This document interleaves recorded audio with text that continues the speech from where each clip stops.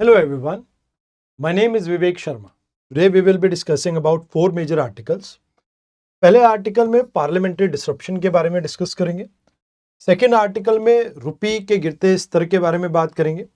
Then हम discuss करेंगे fugitive economic offenders के बारे में एंड लास्ट में साइंस एंड टेक में हम मलेरिया पैरासाइट के बारे में डिस्कस करेंगे। आइए एक एक करके इन आर्टिकल्स को समझ लेते हैं। देखिए, आज के समय में डेमोक्रेसी की अगर हम बात करें, democracy is all about debate discussion. But अभी जो विंटर सेशन स्टार्ट हुआ है, इसमें पहले 2 दिन सिर्फ और सिर्फ स्पेशल इंटेंसिव रिवीजन जो अभी फिलहाल इलेक्टोरल रोल की चल रही है, इसको लेके डिस्प्यूट में निकल गई है।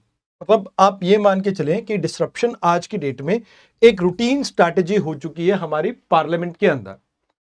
अब यहां पे ऑपोजिशन पार्टी ये कहती है कि भाई पहले भी तो हमारे साथ ऐसे ही होता था, और यकीन मानिए यूपीए के 10 सालों के अंदर ऑलमोस्ट 68% हमारा जो टाइम था वो सिर्फ और सिर्फ इसलिए खो गया क्योंकि यहां पे उस समय जो एनडीए ब्लॉक था वो प्रोटेस्ट करता था।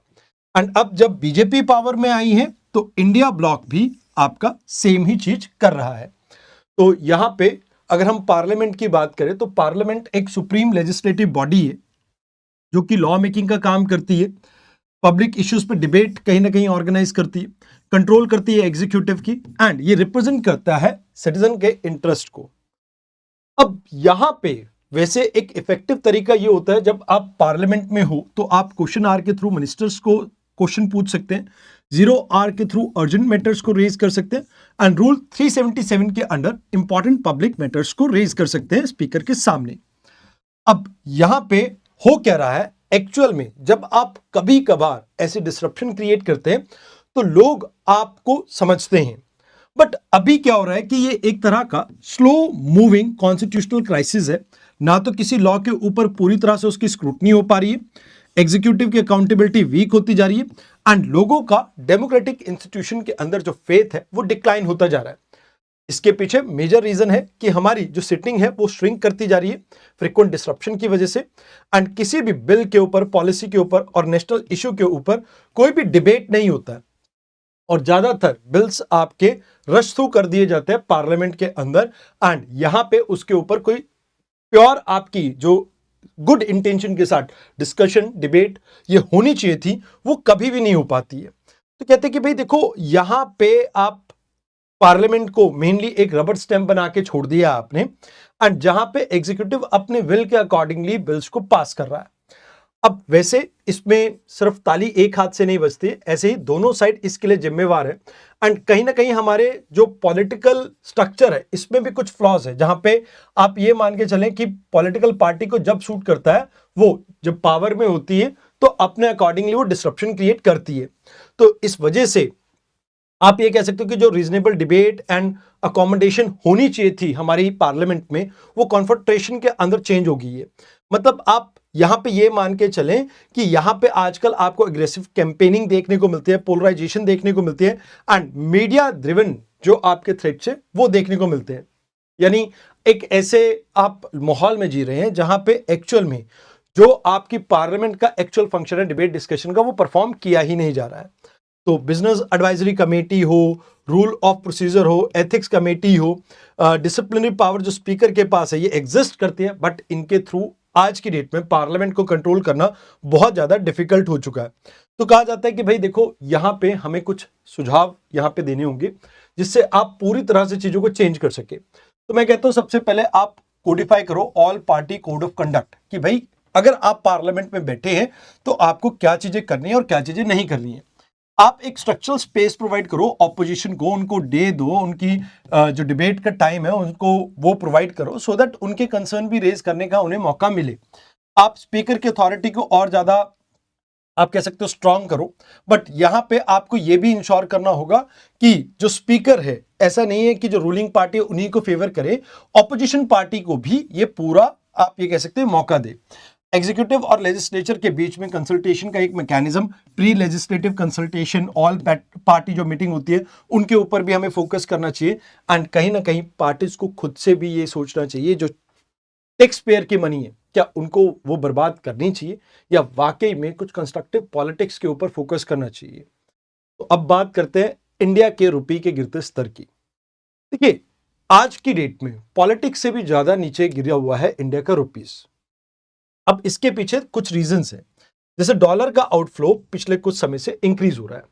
अब क्यों हो रहा है? क्योंकि यूएस के अंदर जो बॉन्ड यील्ड है वो काफी अच्छी देखने को मिल रही है। तो जो एफआईआई इंडिया के अंदर आई थी वो भैया फ्लाई करके चली गई। वैसे ये हॉट मनी होती है तो ये चली जा रही है।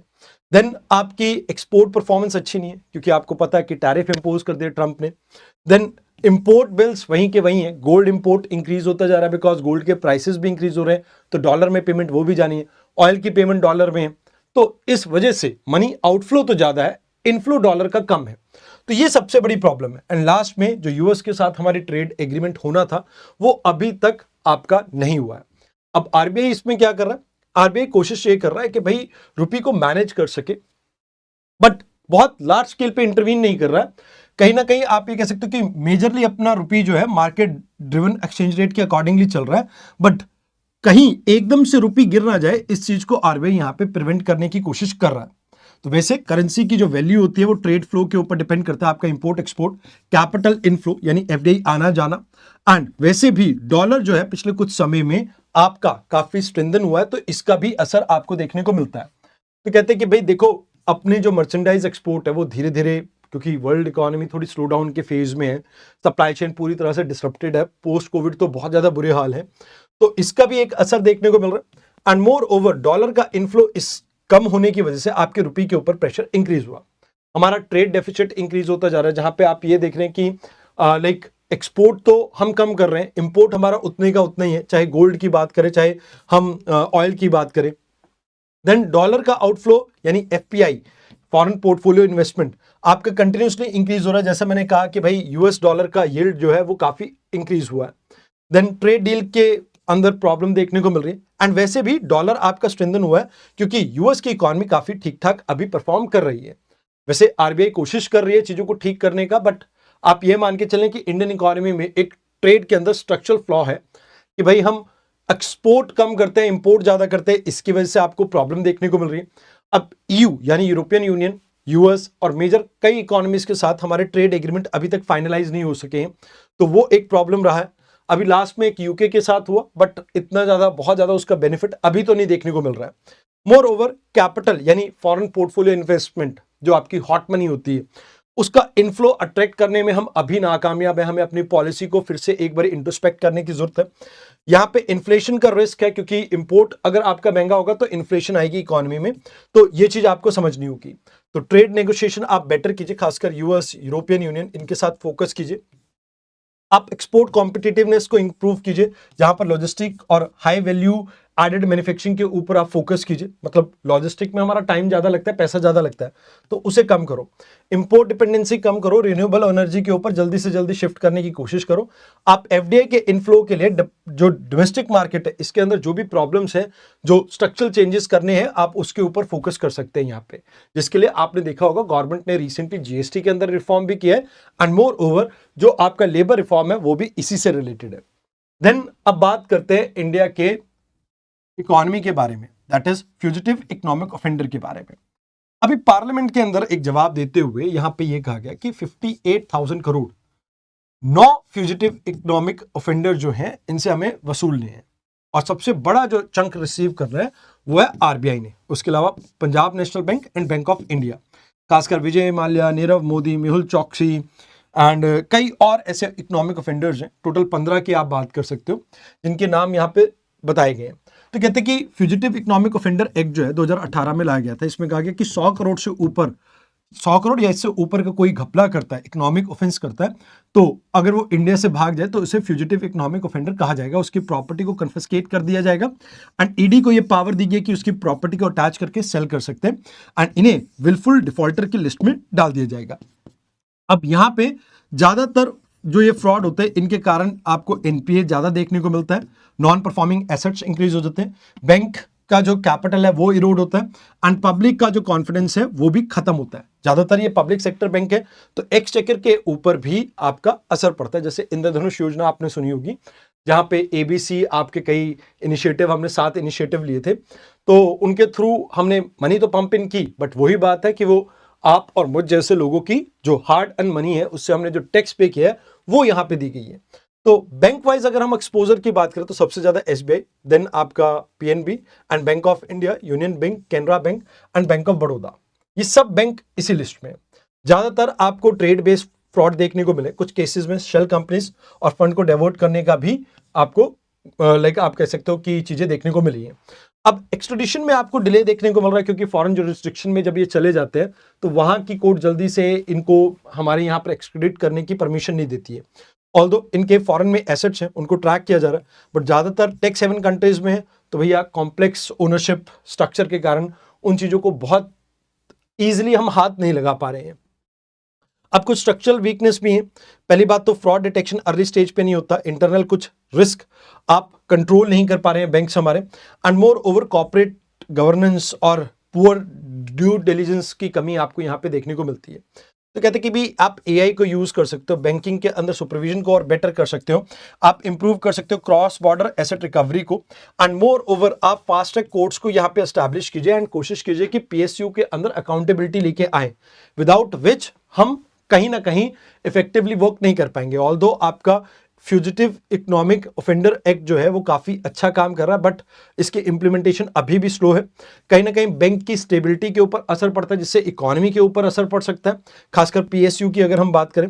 एंड अभी हम अगर ग्लोबल कॉपरेशन की बात करें तो कहीं ना कहीं आप ये मान के चलें कि ये जो म्यूचुअल लीगल असिस्टेंस ट्रीटी होती है, हमें इसके ऊपर फोकस करना चाहिए सभी मेजर इकोनॉमीज के साथ, जिससे आपकी परफॉर्मेंस और बेटर हो सकती है। अब बात करते हैं मलेरिया की, जो कि एक मच्छर से होता है।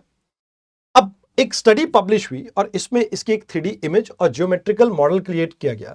इसमें कहा गया जैसे आप कॉर्क स्क्रू होता है, एक ऐसे नट सा होता है जिसके आप कसते हैं, तो कहते हैं कि इसके जो पार्टिकल्स है, आप ये कह सकते हो कि जो ये आपके पैरासाइट्स जो इसके अंदर एग्जिस्ट करते हैं, वो कुछ इसी तरह से वर्क करते हैं। जैसे आपके स्किन पे काटेंगे, ब्लड वेसल्स में जाएंगे, अब इसके अंदर कैपिलरी एक्शन देखने को मिलता है, प्लस इनका कॉर्क स्क्रू एक्शन जो है वो आपके स्किन के थ्रू इन्हें पेनिट्रेट करने में हेल्प करता है, जिसकी वजह से ये लीवर को इंपैक्ट करते हैं। तो इन टोटल इस आर्टिकल में यही है, बट आप ये याद रखना कि एक प्लाज्मोडियम पैरासाइट है जिसके कारण ये होता है, और ये एनाफिलीज मॉस्किटो के थ्रू फैलती है। All over world 263 million cases आपको देखने को मिलते हैं, जिसमें से लगभग 6 लाख लोग आपकी मर जाते हैं।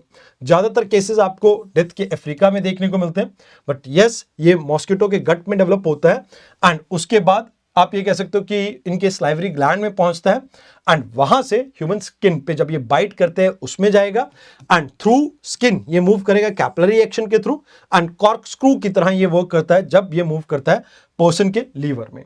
ये चीजें हैं जो आपको यहां पे याद रखनी थी। आई होप आपको डिस्कशन अच्छी लगी हो। कल एक नई डिस्कशन के साथ फिर से मिलते हैं। धन्यवाद।